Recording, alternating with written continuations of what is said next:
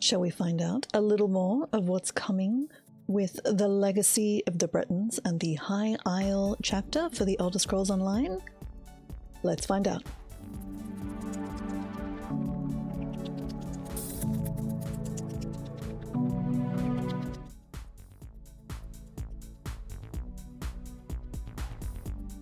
Hello, lovely people. It's Icy back with a bit of a summary about some of the things that are actually coming with the new content for 2022 for the Elder Scrolls Online.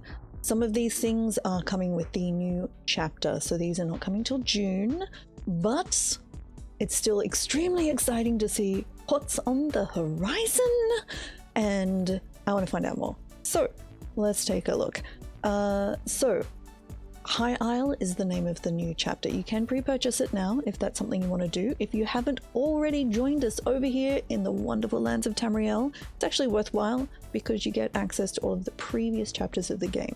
So if you don't already own ESO, now is not a bad time to upgrade. If you already own ESO, you can wait. Really? It's fine. Let's have a look. The Legacy of the Bretons is the name of the new year-long story. So there is the new Order of the Ascendant, who are attempting to remove all kings and all power and all centralized authority, apart from, one presumes, this guy right here. So interestingly, we're going to find out more about that story. I've always found the Elder Scrolls team, the Elder Scrolls Online team specifically, are really good at telling political stories. They don't shy away from difficult subjects. So I'm fascinated to see what's going to be coming in this chapter. So this is located in the Sisters Archipelago. So this is a small island off the coast of basically west of Hammerfell, south of High Rock, in the sea, sort of down below Alakia. It is a Breton territory. The High Isles is the name of the main island of the Sisters Archipelago, where the Bretons have basically a holiday location. There are castles and feudal lords and jousting and all of the sort of medieval style content that you could possibly want with, naturally, because this is ESO, a dark underbelly. So there is indeed a shadow conspiracy going on where the Ascendant Lord wants to disrupt the peace talks for the Three Banners War. He wants no leadership. In fact, the fist clenching symbol, it does kind of look like a crown, but if you look closely, there's like a diamond, it almost looks like, in the top of the crown, which could be the red diamond in the crown, so indicating that he does not want a leadership in Cyrodiil, and he'd like the Integrum to continue. Interesting, very interesting. There's a new game system coming with the new chapter, and I am here for this, probably in not a healthy way. So there's going to be a new collectible card game integrated within ESO, so it's not external to ESO, it's actually within ESO. So it's deck building. You get cards from doing things in the world. It's not going to disadvantage new players to the system in that the way it's meant to work, or the way it's been described as working, is decks will be, the cards that you bring to the game are combined, and then both players get to use those cards in some fashion. So it will simply mean that if you're a brand new player to the game, you might get to use a very powerful advanced card. Your disadvantage is you may not have seen it used before, so you might not be aware of all of the tips and tricks, things that could happen, but it doesn't mean that you're shut out of the game because you don't have access to the powerful cards. You will in fact have access to it, you just may not have the knowledge. It doesn't stop you as a brand new player, if this is going to be your thing, to go out and find, you know, card lists and all that kind of stuff. I was very fond possibly too fond of the Elder Scrolls Legends card game, which was a collectible card game that existed for a while. I believe you can still play it, but it is no longer it's no longer a live game. However, I'd be interested to see if some of, for example, the AI systems that were in that game are being brought into ESO. A lot of development happened to it, so hopefully they can actually reuse some of that content and reuse some of those things within ESO. You don't just play against players, you can also play against NPCs, so it doesn't have to be a PvP situation.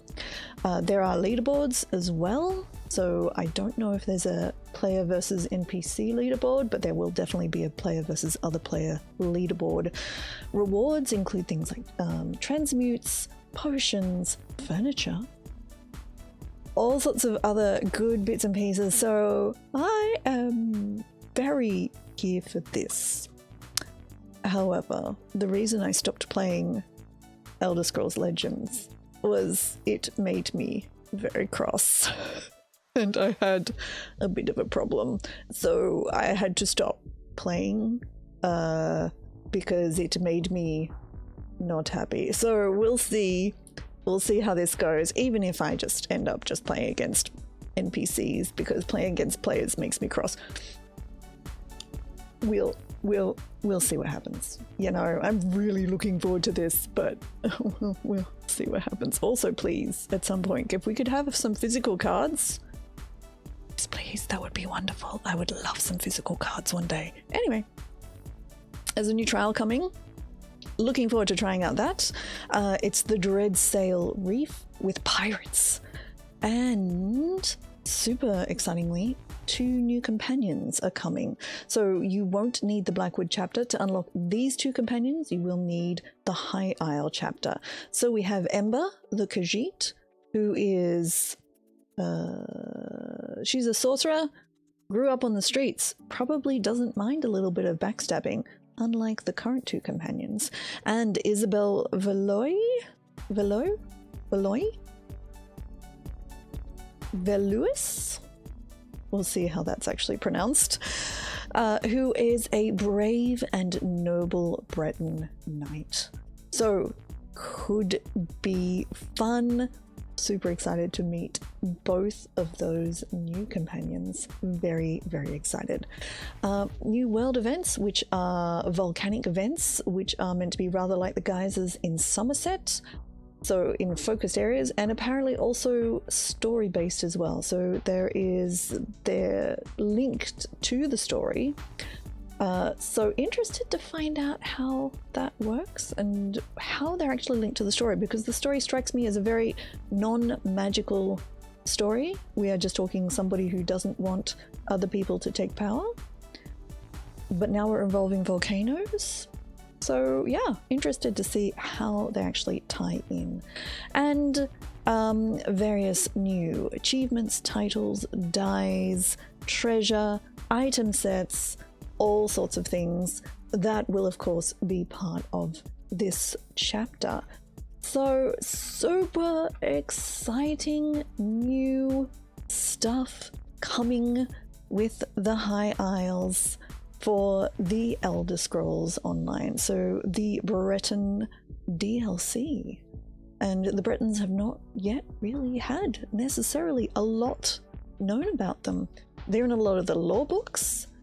There's a lot about them in general, but they haven't actually had any game focus on the Bretons. I do have a Breton character who is completely not played, but she actually might jump into doing things and going out to help her homeland, or perhaps disrupting the status quo. Could go either way. We'll have to see what the story brings. Are you excited for the new stuff that's coming? I am extremely excited. Not gonna lie, the card game. I'm really looking forward to the card game. Yeah, big time. But yeah, what are you looking forward to in the new chapter? Let me know in the comments below. PTS very shortly. I'll be jumping on to have a good look in there, so do join me over at twitch.tv/ICYIC. If you have any questions that you want me to investigate on the PTS, keeping in mind in a couple of days it is the PTS, and it will have details for the 2 new dungeons in the first DLC.